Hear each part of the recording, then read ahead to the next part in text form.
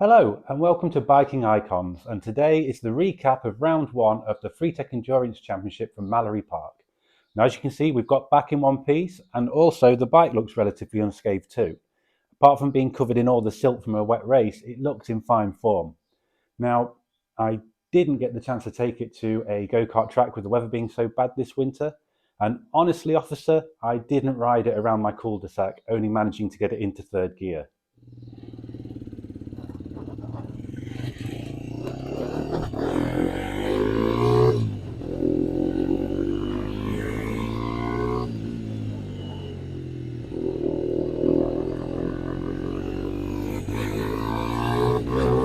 Now, what that short test ride that I didn't do proved was that the quick shifter did work but was too sensitive. And to change that, I need to talk to the module with my mobile phone. Unfortunately, my mobile wouldn't talk to the module, but we could get Karl's to, but seeing as it was the night before the race in the paddock, we decided to unplug it and just race without it. The bike felt silky smooth without it, so let's see how we got on at round one at Mallory Park. So, welcome to Mallory Park. Here we are at a very damp and very cold circuit, but the main thing is it's just stay dry all day. Quick shout out to Fenner, who have provided us with some slicks. Unfortunately, I don't think we'll get to see those today because it's so bloody cold. I've never had such a cold night's sleep in the van, but we're here, we're ready, and we're going to go out there and have some fun. So we got here last night, we've had a few beers and a bit of a social, which was lovely. Get back in the biking spirit of things. The bike's been scrutineered, make sure it's safe to go out on track. We've signed on, so we've got our stickers, we've got a transponder so we can talk to the laptop so we can get lap times. So what we've got to do now is wait to be briefed and go out on track for our first free practice.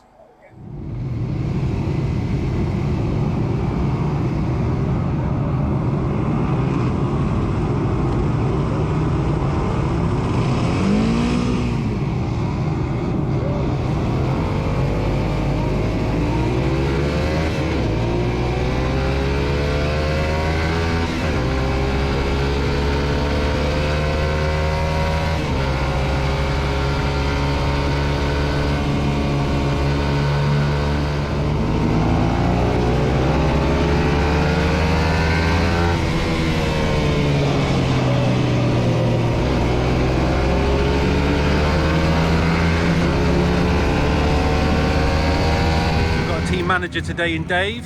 Hello. Thank you, Dave. There's Karl getting his back protector ready. And there's big bro Baz, about to have his first taste of factory life. Looking forward to it. Are you? Feeling factory. Feeling factory? Yeah, never seen the bike until today, have you? No. Let's just rock it in the wet. Yeah? First time out.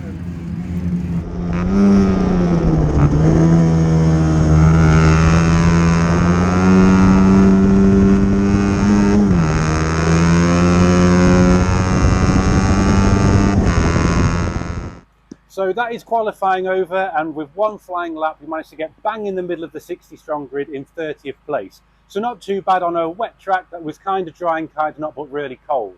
So what we do have to decide now is who actually starts the race. Do you want to go first? No. Do you? Not really, no. It's wet. Well, I mean, the only fair thing to do then is rock, paper, scissors. You ready? Got him.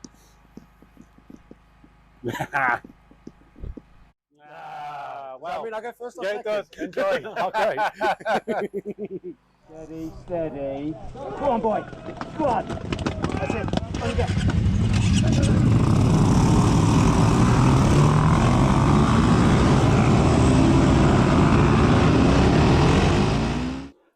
Okay, so we absolutely messed up the start. Now, what we didn't realise with not having any testing time with the Suzuki is you need it in neutral to start the engine. What we did is jumped on it with our hands on the clutch into first gear whilst pressing the starter motor, and the bike doesn't like it. We didn't realise that. Luckily, Baz's quick thinking put it in neutral, and boy, did he make up for lost time in his stint.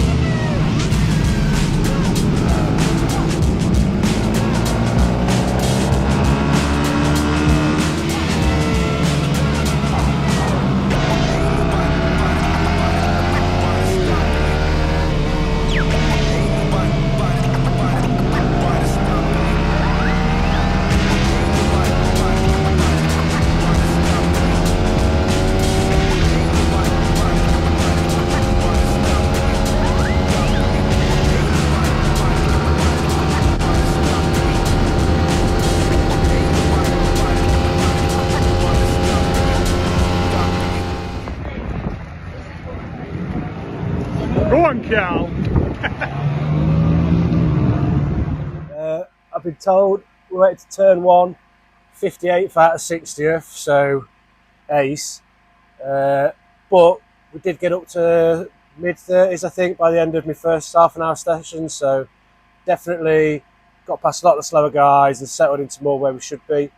The bike feels really nice, actually, on the wet tyres. Now it's drying out. We've really slicks or wets, and we've been near the back anyway. We thought we'd best go for the wets in case, and it's doing us fine. To be fair, knee down on the bike dead quick.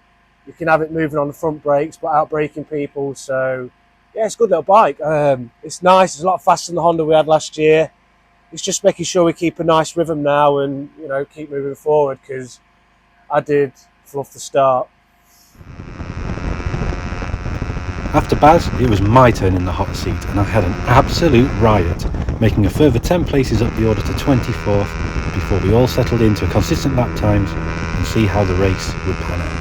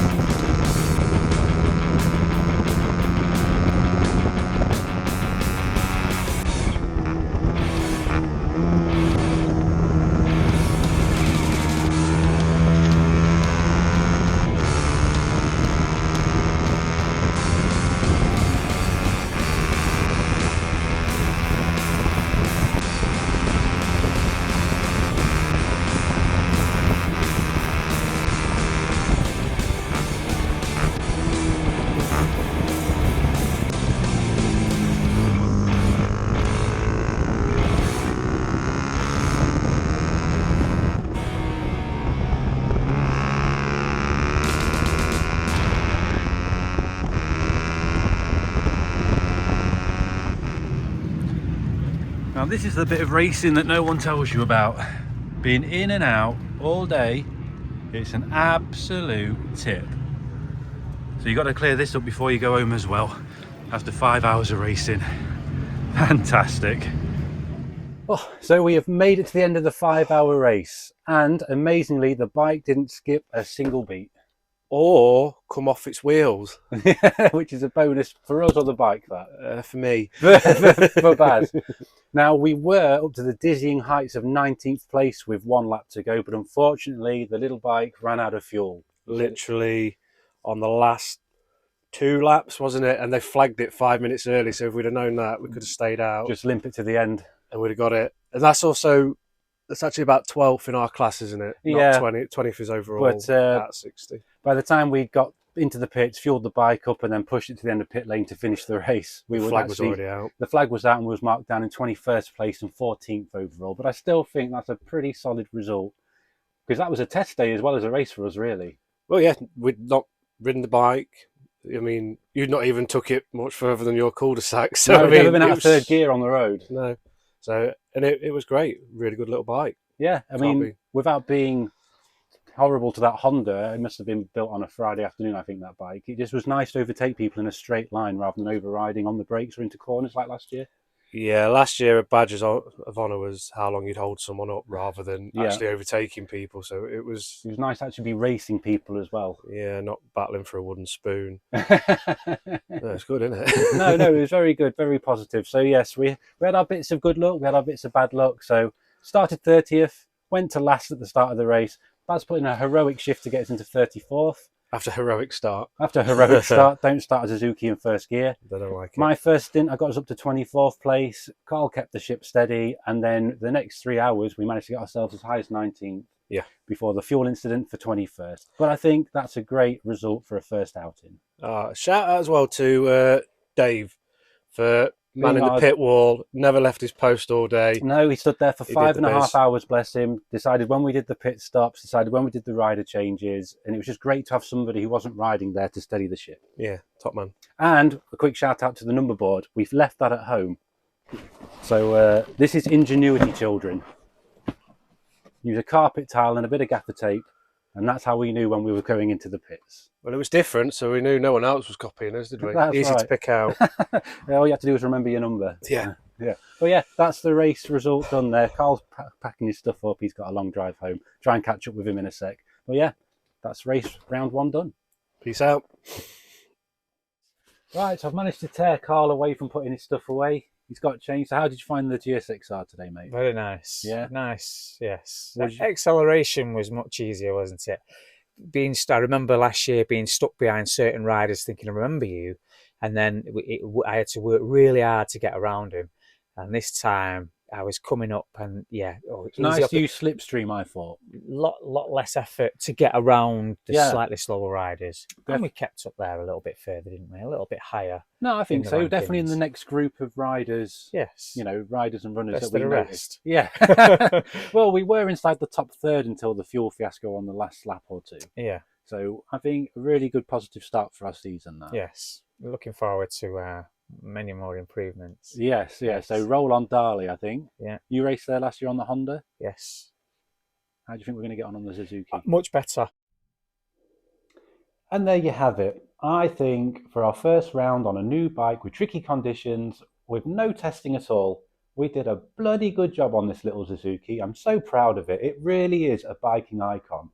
To be saved from the scrapyard, £1,400. We did spend a lot of money on it, but it's still very cheap for what it is. I mean, I've already sold the headlight for over £100, and that alone brings the price down to £3,350. Now, it needs a good wash because it's filthy, but other than that, nothing is loose, nothing needs to be done other than one thing.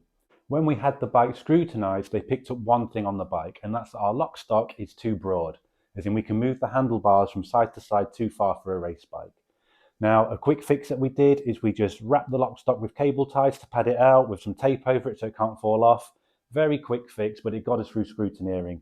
Now, what we're going to do when I've washed the bike is I'm going to drill the lock stocks, put a thread on them, and put 2 bolts in to reduce its travel. And that's all I need to do before round 2.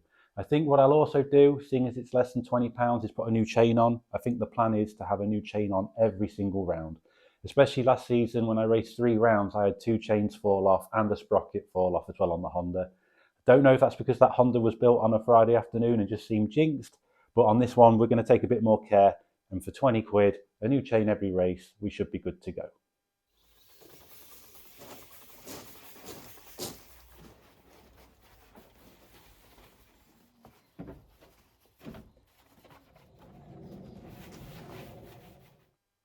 Now that the bike is washed and clean, I can go ahead and sort the lock stops.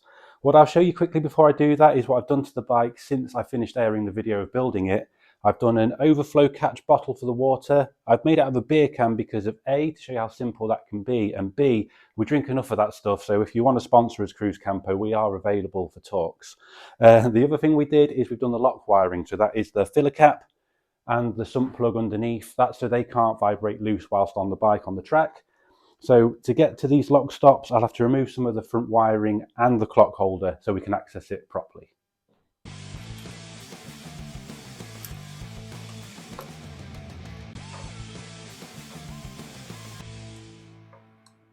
So here you can see our quick fix that we used to get us through scrutineering, which was just wrap 2 big cable ties around the lock stop and then wrap it with tape so it couldn't come loose.